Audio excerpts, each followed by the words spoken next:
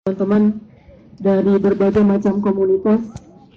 Terima kasih buat semuanya teman-teman dari lintas komunitas, dan juga terima kasih banyak yang tak terhingga buat para sponsor yang udah mensupport kegiatan silaturahim akbar ini antar anak muda se-Bandung Raya.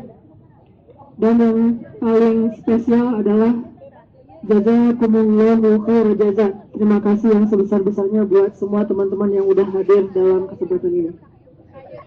Mudah-mudahan Allah mencatat niat-niat di dalam hati kita. Hadir yang pertama karena ingin salat tarawih bareng-bareng di bawah langit pada malam yang alhamdulillah cerah ini. Kayaknya banyak pawang hujan ini. Kemarin hujan, sekarang cerah, Masya Allah ya. Qadarullah ya, Allah yang menentukan. Dan ini mudah-mudahan jadi satu pertanda baik bahwa Allah ridho kepada kegiatan kita. Dan niat yang lain adalah untuk silaturahim, supaya kita semakin dekat, semakin akrab. Kalaupun tidak bisa akrab secara personal, setidaknya kita udah pernah satu event, satu acara bareng-bareng antar komunitas. Yang mudah-mudahan nanti setelah ini kita bisa lanjutkan silaturahim kita, keakraban kita, ukhuwah kita itu dalam kegiatan-kegiatan yang sifatnya lebih sering dan daily insyaallah. Teman-teman yang dirahmati Allah, sebelum kita sholat tarawih, coba kita renungkan satu firman Allah Subhanahu wa taala di dalam surat Al-Ankabut ayat 69. Surat Al-Ankabut ayat 69. Allah Subhanahu wa taala berfirman, A'udzu billahi minasy syaithanir rajim. Bismillahirrahmanirrahim. Walladzina jahadu fina lanahdiyannahum subulana wa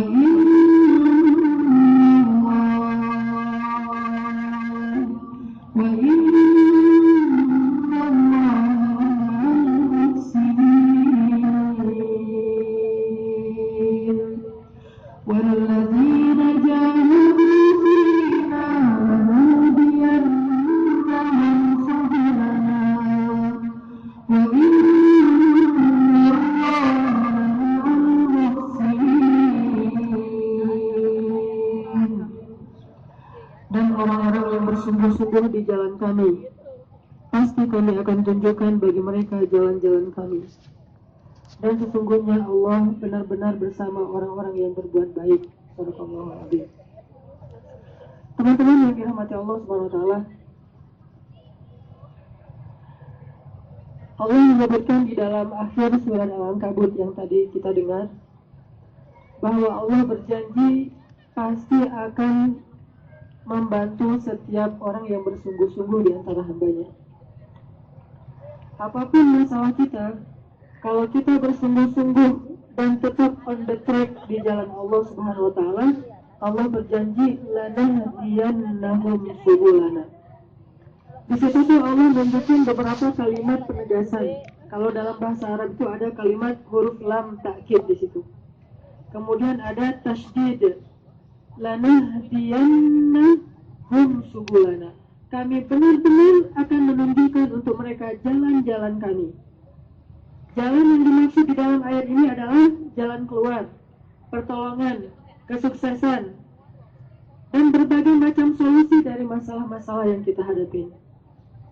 Terus gimana cara supaya kita dapat jaminan Allah kalau kita lagi ada masalah, Allah pasti akan bantu kita menuju jalan-jalan kesuksesan. Pasti Allah akan bantu kita untuk mendapatkan jalan keluar. Ternyata caranya sederhana. Walladzina jahadu fina. Siapa yang bersungguh-sungguh di jalan kami. Artinya bersungguh-sungguh di jalan kami. Kalau kita merasa banyak masalah, berusaha untuk semakin dekat kepada Allah Subhanahu wa taala. Semakin kita merasa masalah kita berat, semakin harusnya kita lebih dekat lagi sama Allah Subhanahu wa taala.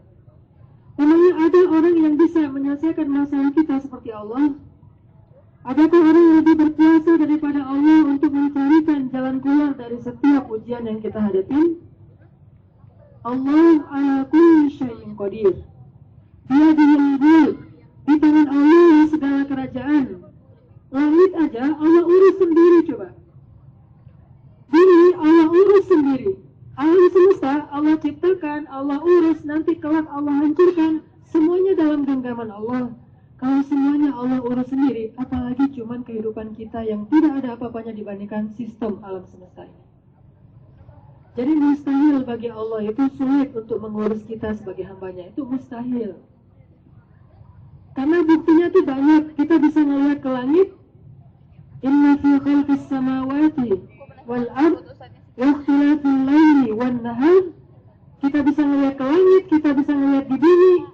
Yang semuanya traveling misalnya, coba perhatikan bagaimana kebesaran Allah di muka bumi.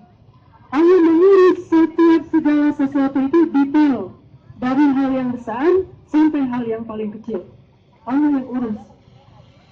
Tidak ada satu pun yang terjadi di dalam alam semesta ini yang di luar kehendak Allah Subhanahu wa Ta'ala. Jadi kalau kita lihat langit aja, Allah kuasa mengurusnya. Bumi Allah kuasa menghantarkannya, malam dan siang Allah kuasa mempergilirkannya, matahari Allah kuasa untuk menerbitkannya, bulan Allah kuasa untuk menerangkannya, semuanya dalam kekuasaan Allah.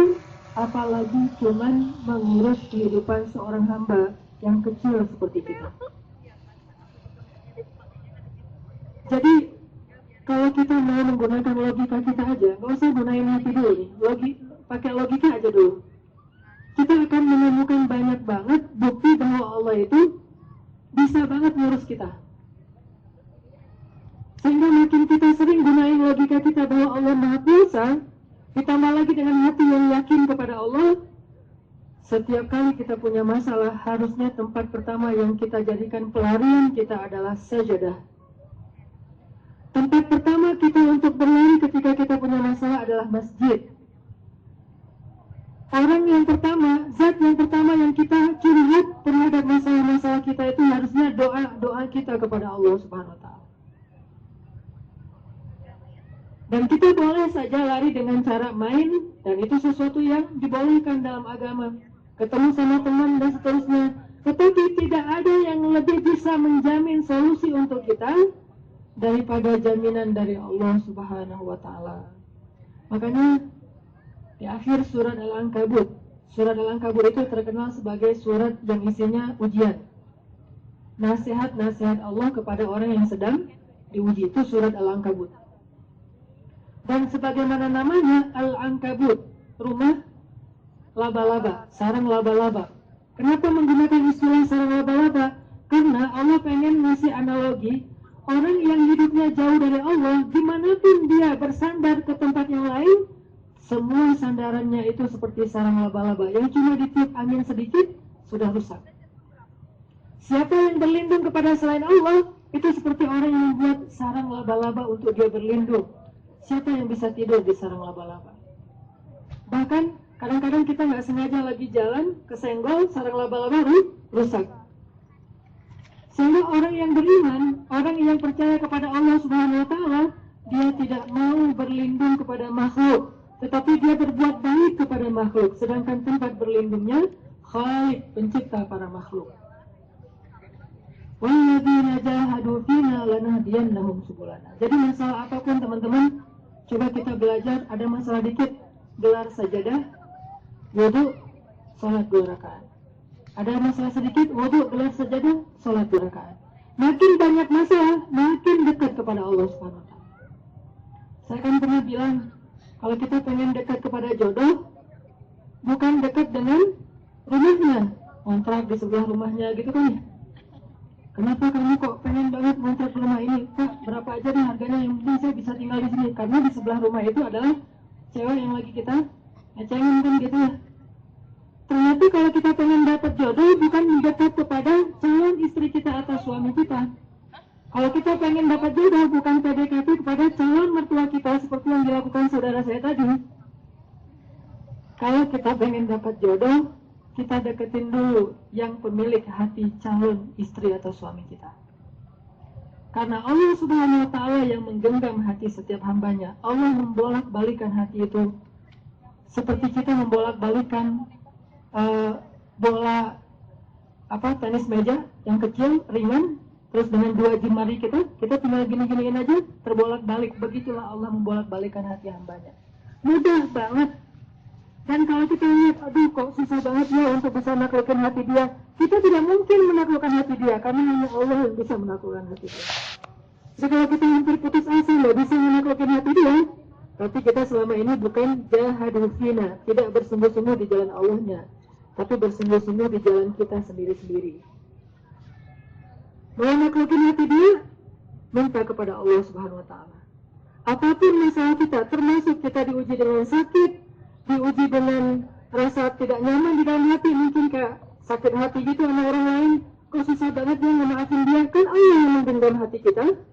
Sehingga kalau kita minta ke Allah, ya Allah lapangkanlah dada saya supaya saya gampang maafin orang lain, maka Allah tiba-tiba membolak-balikan hati kita yang tadinya dendam, sakit hati, bete, ilfil sama seseorang, tiba-tiba kok kita jadi lapang dada, mudah sekali memaafkan dia, karena Allah lah yang menggenggam hati hambanya. Mendekat kepada penggenggam hati, mendekat kepada Allah Subhanahu wa Ta'ala. Sehingga bulan Ramadan, teman-teman, salah satu latihan buat kita untuk membiasakan diri kalau ada masalah sedikit sholat. Makanya di bulan Ramadan itu ada sholat tarawih, sholat yang banyak. Yang biasanya kita sholat habis isya cuma 2 rakaat, sekarang 2 rakaat plus 11. Kita biasain di bulan Ramadan. Tujuannya apa? Biar nanti kalau kita ada masalah, kita terbiasa untuk berwudu, bentangkan sajadah, kemudian sholat. Dan gak akan lama. Daripada kita mungkin browsing dulu kata-kata bijak gitu untuk menenangkan hati kita, atau kita mungkin nyari dulu lagu-lagu lama yang bisa bikin kita terhibur. Walaupun itu boleh, tapi yang kesekian, silakan cari quote kata-kata bijak setelah sholat. Silakan cari lagu-lagu yang bisa memotivasi kita setelah sholat. Silakan cari teman-teman untuk bisa curhat sama dia setelah sholat. Silakan kita main dengan hobi kita masing-masing setelah sholat. Karena kalau kita sudah menghubungi Allah terlebih dahulu, Allah Subhanahu wa Ta'ala yang akan memudahkan segala urusan kita. Bahkan makhluk tidak mampu melakukannya. Makanya Nabi itu kalau ada masalah dikit, sholat. Istri beliau cemburu, beliau pergi ke masjid, wudu, sholat 2 rakaat. Lihat ayat Allah yang membelain Nabi itu ketika Aisyah sama Hafsah cemburu berat, membuat Nabi kayak kewalahan gitu. Nabi sholat, tiba-tiba turun ayat kepada istri-istri Nabi, kalau kalian tidak minta maaf kepada Nabi, nanti akan aku ceraikan kalian baik-baik, lalu akan aku berikan ganti untuknya seorang perempuan yang lebih solehah, lebih baik, lebih taat, lebih cantik daripada kalian. Allah yang turun tangan. Begitu juga ketika Nabi menceraikan salah satu istrinya, Hafsah, karena Hafsah ini qawwamah sawwamah, seorang perempuan yang rajin sholat malam dan juga rajin puasa Senin Kamis, puasa sunnah. Ketika Hafsah ada masalah sama Nabi, terus Nabi menceraikan Hafsah gitu, dipulangkan ke rumah ayahnya Umar bin Khattab. Turun malaikat Jibril ngebelain Hafsah, coba. Wahai Muhammad, rujuklah Hafsah. Sesungguhnya Hafsah itu adalah istrimu di dunia dan istrimu di surga.